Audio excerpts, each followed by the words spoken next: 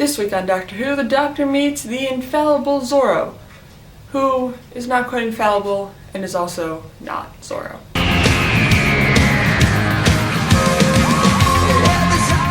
I quite like this episode. I think it's always good to have an episode that gives you a break from the companion of the series, and that's what this one definitely was. Ashilda's sort of reinvented character actually reminded me a whole lot of Lady Christina from the one David Tennant episode, where she is sort of a noble lady, but is still going on all these adventures and stealing things for the fun of it.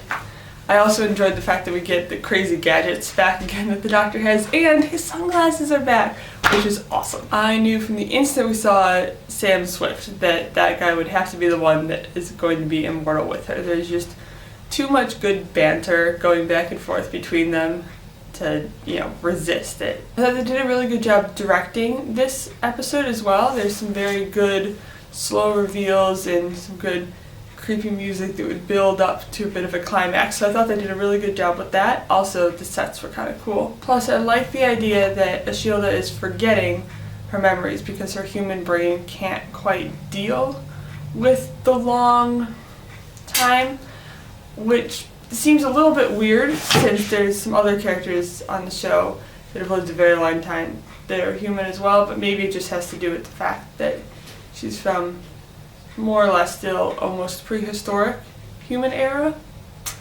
Not really sure though. Speaking also of direction of this one, I liked when the Doctor and Ashilda were furiously yelling at each other when the Doctor was tied down to the chair, and all of that furious yelling was against the backdrop of some very beautiful music. I thought the juxtaposition there worked really well, and good juxtaposition always makes me happy. Then at the end of the episode, I was so happy that they finally mentioned Jack again, because Jack is such a great character, and it got me thinking, I know we're going to have another spin-off of Doctor Who coming soon that is more geared towards children, like the Sarah Jane Adventures, except it'll be like the Coal Hill School children.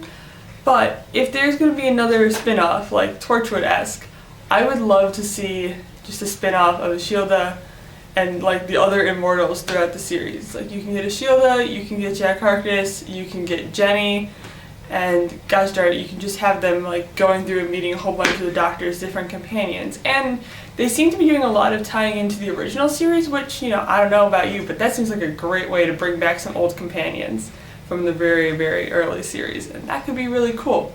Plus, you had Ian, who worked at Coal Hill School, so you can tie everything full circle.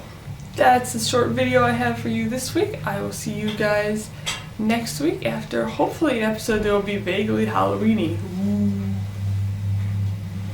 L-on-Z.